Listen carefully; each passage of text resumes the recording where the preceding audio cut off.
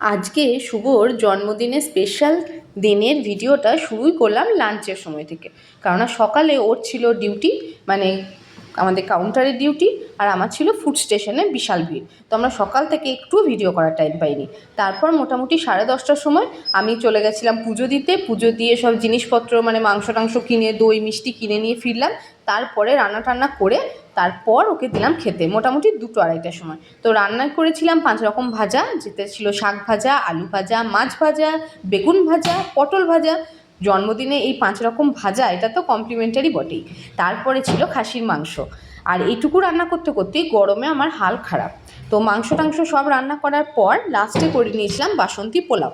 বাসন্তী পোলাও একদম শর্টকাট হয়ে যায়, সেই জন্য এটা করতে আমার ভীষণ ভালো লাগে। আর পোলাওয়ের সাথে মাংসর কম্বিনেশন এটা তো দারুণ। তারপর এই যে কাঁসার বাসনগুলো বার করে নিলাম, তারপর ওকে খেতে দিয়ে দিয়েছিলাম। এই যে জন্মদিনের লাঞ্চ থালিটা সাজিয়ে নিয়েছি, সুন্দর করে ভাজাগুলো সব সাজিয়ে দিয়েছি পরপর। যতটুকু পেরেছি নিজের মতন করে করার চেষ্টা করেছি, জানি হয়তো পারফেক্ট হয়নি, তবুও যেটুকু পেরেছি খুব ভালোবেসে করার চেষ্টা করেছি। আর বাসন্তী পোলাওটাকে একটু সাজিয়ে সুন্দর করে খেতে দিলাম। তার সাথে ছিল স্যালাড, পেঁয়াজ শসা, ছিল আম, আর ছিল মিষ্টি। অল্পের মধ্যেই করেছিলাম। তারপর আমরা সবাই মিলে খাওয়া দাওয়া করে নিলাম। বিকালবেলায় ফুড স্টেশন এবং শুভ ট্রাভেলসের সমস্ত স্টাফেরা মিলে একটা ছোট্ট ঘরোয়া কেক কাটিং সেরিমনি করেছিল। তো তার জন্য আমি একটু সেজে নিয়েছিলাম, কারণ অনেক ছবি তুলতে হবে। তো এখানে ফুড স্টেশনটাকে সাজানো হচ্ছে। আর এটা হওয়ার পর আমাদের যে কোনো বার্থডে পার্টি আমরা কিন্তু এখানে বসেই করি। তো সুন্দর করে সাজানো হয় আমাদের রেস্টুরেন্টটাকে, আর সবারই পার্টিটাও হয়ে যায়। তো মনটাও এখানে বেলুন ফোলাচ্ছে। আর এটা চলে এসছে কেক। এই কেকটা নিয়ে এসেছিলো আমাদের শুভ ট্রাভেলসের সমস্ত স্টাফেরা মিলে। তো সবাই মিলে এখানে সব সাজানো গোজানো চলছে। কেক কাটিং এবার শুরু হতে চলেছে। আর এই যে শুরু হয়ে গেল আমাদের কেক কাটিং সেরিমনি। ছোটো ছোটো 2-3টে বাচ্চাও ছিল, ওরাও চলে এসছে।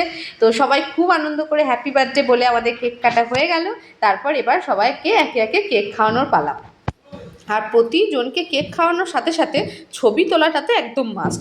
তো ছবি তুলতে তুলতেই আমাদের কেক খাওয়ানো একদম শেষের দিকে।